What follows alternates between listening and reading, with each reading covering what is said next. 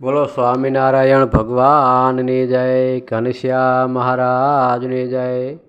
તો ભક્તો, આજે આપણે કથા લઈને આવી ગયા છીએ। આજે આપણે શ્રી ગઢડા પ્રથમનું 30મા વચનામૃતની કથા સાંભળવાની છે। તો તમે પૂરેપૂરું ધ્યાન દઈને સાંભળજો કથા, જેથી કરીને આપણને પૂરેપૂરું જ્ઞાનની પ્રાપ્તિ થાય। અને બધા જ હરિભક્તોને મારા હૃદયપૂર્વક જય સ્વામિનારાયણ। તો આપણે કથાનો આરંભ કરીએ। 30મા વચનામૃતનું।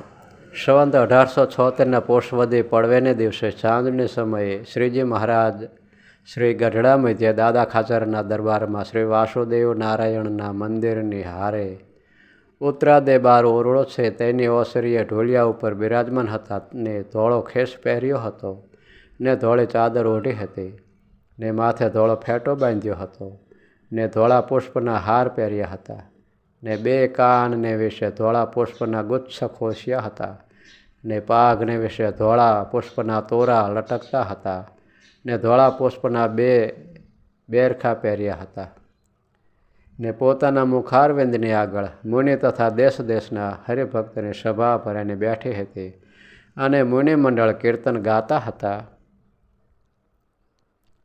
પછી શ્રીજી મહારાજ બોલ્યા, જે હવે તો પ્રશ્ન ઉત્તર કરો। ત્યારે શ્રીજી મહારાજ પ્રત્યે દીનાનાથ ભટ્ટે પૂછ્યું, જે હે મહારાજ, કોઈક સમય તો હજારો ઘાટ થાય પણ તેનો મનને વિશે દંશ બેસે નહીં, અને કોઈક સમય તો અલ્પ ઘાટ થાય તેનો પણ મનને વિશે દંશ બેસે નહીં, તેનું શું કારણ છે?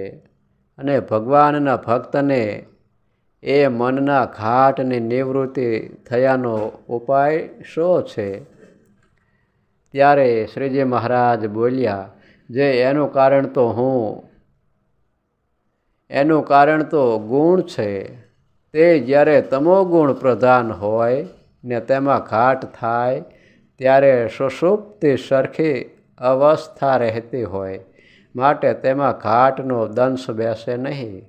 અને જ્યારે સત્વગુણ વર્તતો હોય ત્યારે પ્રકાશ જેવું વર્તે ને તે સમયે જે ઘાટ થાય તેને વિચારે કરીને ખોટા કરી નાખે, માટે તે ઘાટનો પણ દંશ બેસે નહીં। અને જ્યારે રજોગુણ વર્તે ત્યારે તે ઘાટ થાય તેનો મનને વિશે દંશ બેસે, માટે દંશ બેસે છે ને નથી બેસતો તેનું કારણ તો ગુણની વૃત્તિ છે। અને બુદ્ધિવાન હોય તો આ વાતને વિચારીને જે સમય ઘાટ થાય તે સમય તે ઘાટ સામો જુએ તો પોતામાં જે ગુણ પ્રધાન વર્તતો હોય તેને ઓળખે, અને ઘડી ઘડી પળ પળમાં સૂક્ષ્મ ઘાટ થાય છે તે તો કોઈના ઓળખ્યામાં આવે નહીં। અને તમારા જેવો કોઈક બુદ્ધિવાન હોય તો આખા દિવસમાં 2, 3, 4 સ્થૂળ ઘાટ થાય ને તેના ઓળખ્યામાં આવે, અને જે ગુણને પ્રધાનપણે પોતાના ઘાટ થતા હોય તે સામી દ્રષ્ટિ રાખે અને સત્સંગમાં જે ભગવાનની વાર્તા થાય તેને ધાર્યા વિચાર્યા કરે તો આ સત્સંગનો પ્રતાપ એવો છે, જે ગુણના ઘાટ થતા હોય તે ઘાટની તેને નિવૃત્તિ થઈ જાય છે, અને નિરુત્થાન થઈને અખંડ પરમેશ્વરના સ્વરૂપનું ચિંતન થાય છે। અને સત્સંગ વિના તો બીજા કોટી સાધન કરે પણ તેને ઘાટની તથા રજોગુણ આદિક ગુણની નિવૃત્તિ થાય નહીં। અને જો નિષ્કપટપણે કરીને સત્સંગ કરે ને પરમેશ્વરની વાર્તાને ધારે વિચારે તો એ મલિન ઘાટનો નાશ થાય છે। માટે સત્સંગનો પ્રતાપ તો અતિશય મોટો છે, અને બીજા સાધન છે તે કોઈ સત્સંગ તુલ્ય થાય નહીં।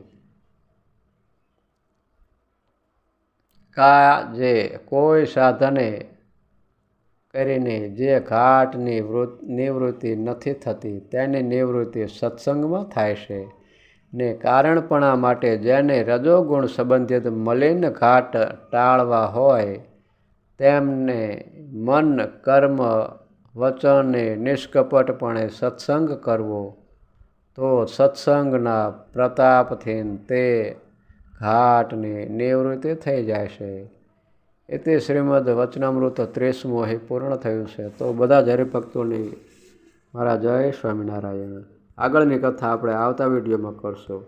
અને ભક્તો, આ ચેનલમાં જો તમે નવા હોય તો આ ચેનલને સબસ્ક્રાઈબ કરી દેજો, જેથી કરીને આવનારા બધા જ વિડીયો તમારા સુધી પહોંચે અને બધી જ કથાનો તમને લાભ મળે અને પુણ્યની પ્રાપ્તિ થાય.